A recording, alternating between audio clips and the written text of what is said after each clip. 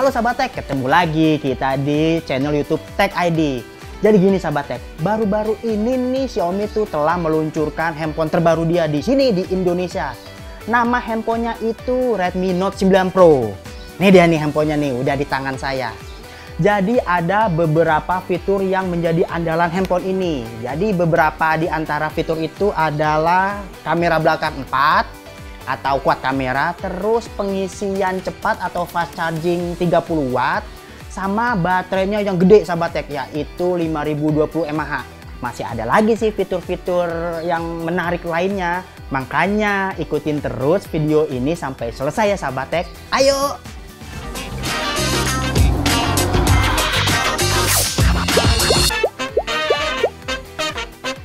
Unit Redmi Note 9 Pro yang saya uji memiliki warna tropical green Sahabat Tech. Saya menyukai desain ponsel ini karena bagian belakangnya memiliki dua corak yang berbeda. Bagian bawah memiliki garis-garis kecil, sedangkan bagian atas menampilkan warna yang polos. Tetapi sayangnya bodi Redmi Note 9 Pro sangat mudah meninggalkan noda sidik jari Sahabat Tech. Ponsel ini memiliki layar IPS berukuran 6,67 inci beresolusi 1080x2400 pixel atau Full HD+.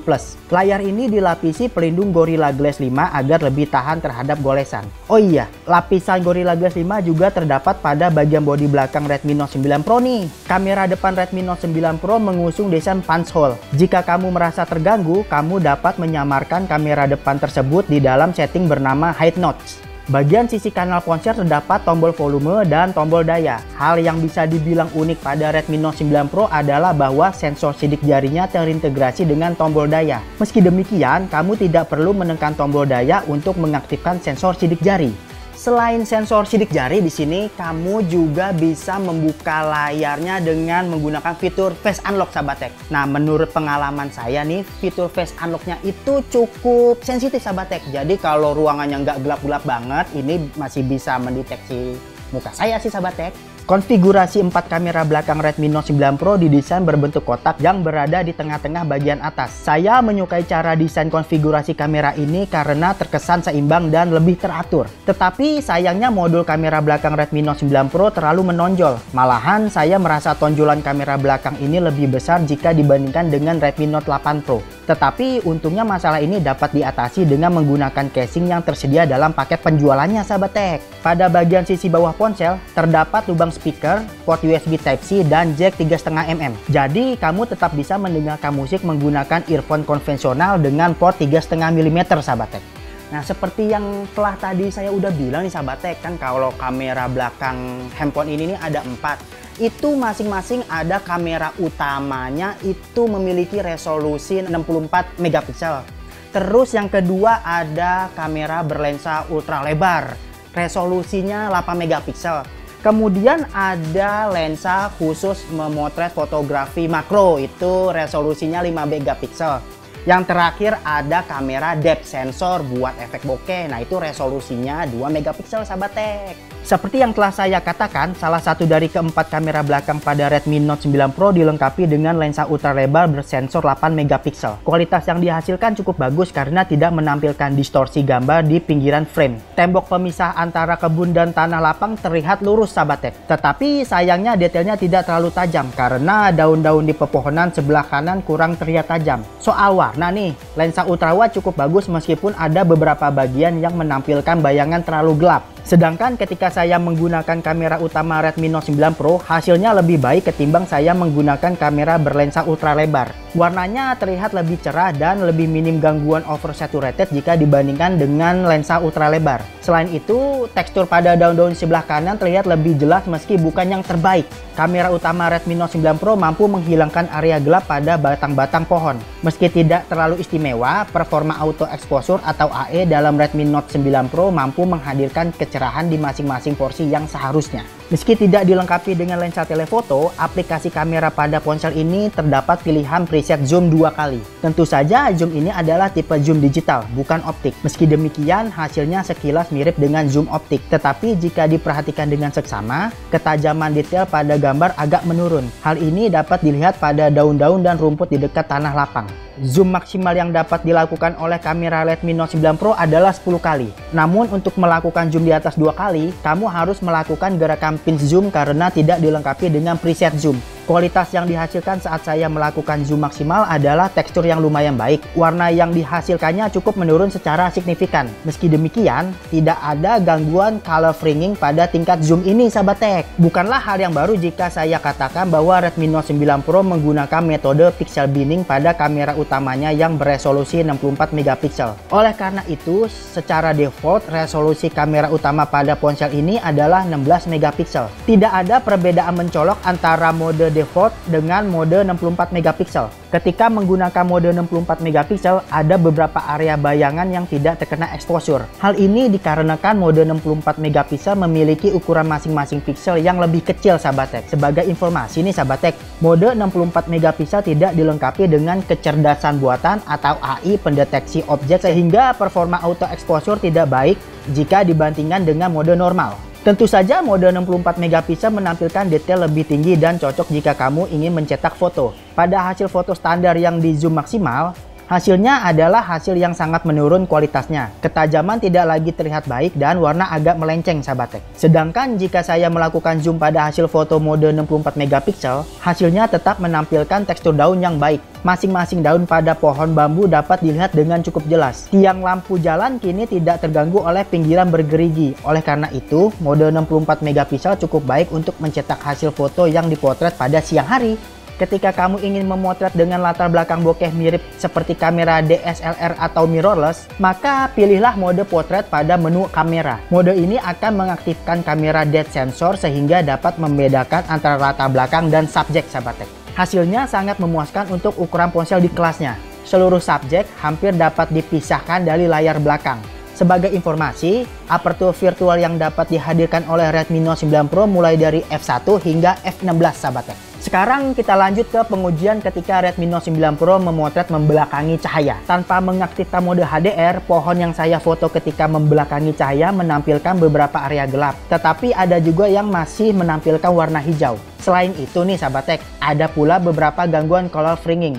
Tetapi tidak terlalu mengganggu sih. Ketika saya mengaktifkan fitur HDR saat memotret pohon yang membelakangi cahaya, warna hijau yang tadinya gelap kini menjadi agak terlihat. Kini detail tekstur juga lebih dapat dilihat daripada sebelumnya. Pada titik ini, gangguan color fringing sekarang sudah nggak ada sahabat tech. Jadi intinya secara keseluruhan, warna subjek utama tanpa HDR dan dengan HDR tidak terlalu berbeda sahabat tech. Dalam hal performa autofocus atau AF, Redmi Note 9 Pro bukanlah yang paling baik karena titik fokus kurang cepat menentukan subjek yang sedang bergerak cepat. Saya menyukai performa fotografi makro pada Redmi Note 9 Pro karena ponsel ini dilengkapi dengan opsi focus and shot sehingga memudahkan saya menentukan hasil fokus dengan memilih subjek pada layar.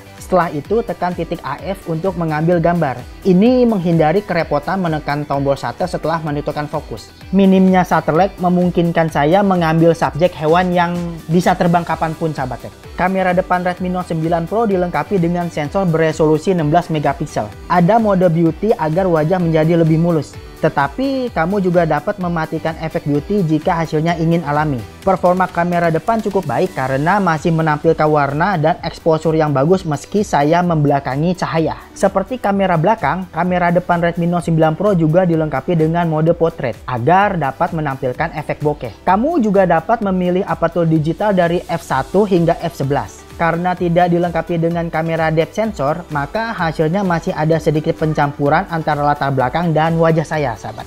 Sekarang saatnya saya menjajal kamera pada malam hari. Menggunakan kamera utama, hasilnya lumayan baik pada malam dengan penerangan sinar bulan serta penerangan lampu di bawah jalan. Ada beberapa gangguan noise serta ketajaman terlihat menurun.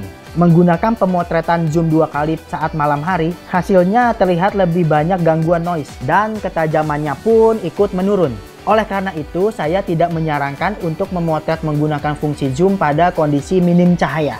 Tentu saja saya tidak lupa memotret kondisi malam hari menggunakan opsi night mode. Hasilnya adalah detail yang lebih terlihat serta gangguan noise yang lebih dapat diredam.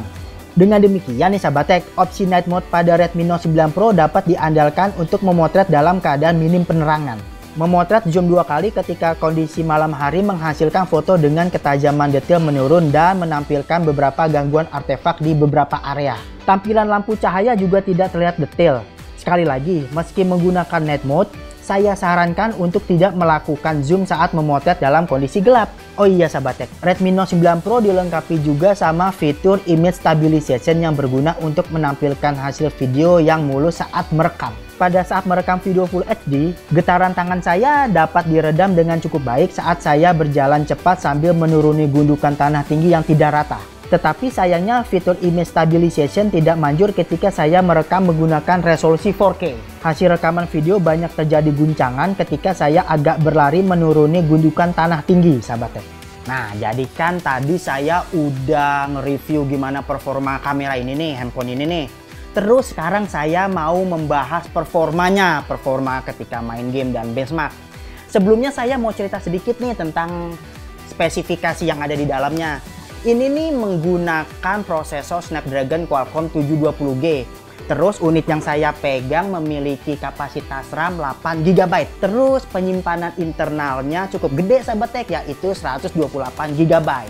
Dalam hal software, ini nih Redmi Note 9 Pro dilengkapi sama sistem operasi Android 10 sahabat tech.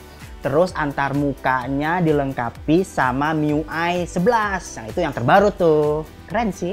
Pada pengujian 3D Mark, Redmi Note 9 Pro mendapatkan skor 3523 dan 3637 untuk penilaian Slingshot dan Slingshot Unlimited. Jika dibandingkan dengan pendahulunya, Redmi Note 8 Pro, ponsel ini memiliki keunggulan yang cukup signifikan. Karena Redmi Note 8 Pro hanya berhasil mengumpulkan skor 2978 untuk pengujian 3D Mark Slingshot dan 2539 untuk pengujian 3D Mark Slingshot Unlimited, sahabat tech.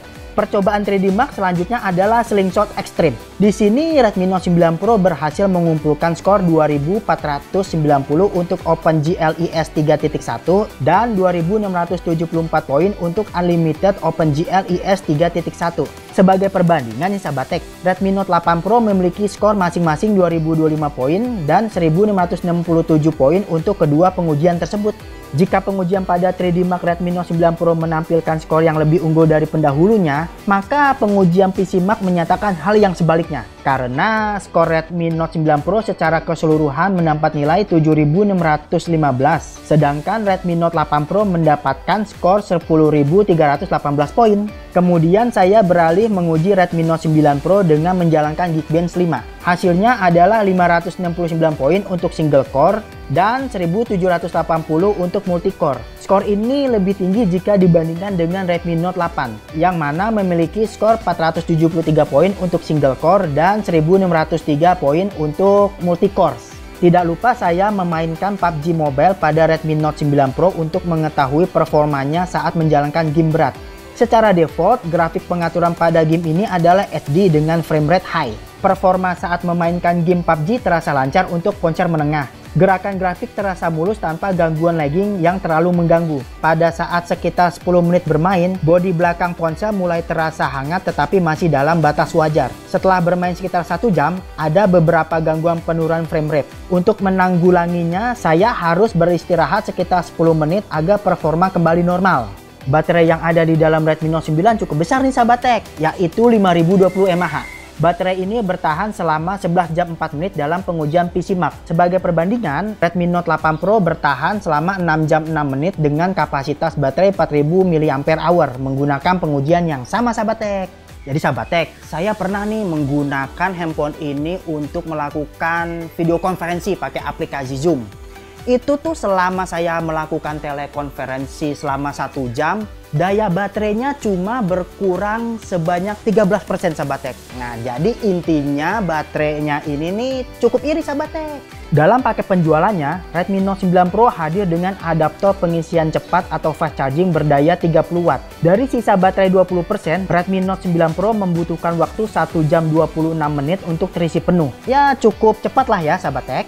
Jadi intinya sahabat tech, performa Redmi Note 9 Pro ini bisa dibilang memiliki performa yang cukup lebih tinggi dibandingkan dengan pendahulunya. Terus performa kameranya juga saya suka sih karena itu bagus dalam hal sekelas handphone ini nih. Terus kalau sahabat tech mau memotret dalam keadaan malam hari itu juga masih bisa diandalkan, tetapi dengan catatan harus ada beberapa penerangan lampu sahabat Tech. Bagi kamu yang menyukai desain menarik, Redmi Note 9 Pro juga bisa dijadikan salah satu pilihan sahabat Tech. Terus sahabat Tech nih yang gak kalah lagi, kalau kalian suka bermain PUBG Mobile, ini juga bisa menjadi alat yang bisa diandalkan, biarpun kalau ya udah berapa lama dia agak frame rate-nya agak menurun, cuman nggak terlalu mengganggu sahabat Tech. Oke sahabat Tech, sampai di sini dulu review saya mengenai Redmi Note 9 Pro. Kalau sahabat Tech punya saran, tolong ketik di kolom komentar. Terus bagi yang belum, tolong subscribe channel YouTube ini sahabat Tech. Terus jangan lupa juga like video ini dan share sebanyak-banyaknya. Dadah sahabat Tech, sampai jumpa lagi.